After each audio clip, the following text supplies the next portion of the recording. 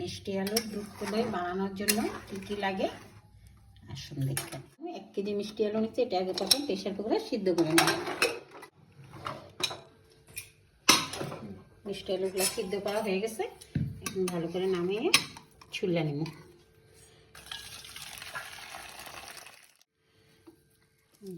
এই যে সুন্দর করে সিদ্ধ হয়ে গেছে, প্রেশারে দিচ্ছি সব।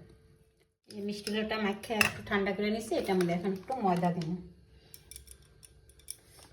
ময়দা দিয়ে ভালো করে মাখা নেব। হয়ে যাবে। এখানে গ্যাসটা জ্বালাইয়া প্যানটা বসায় নেব। এখানে রিফাইন তেল দিয়ে দেব।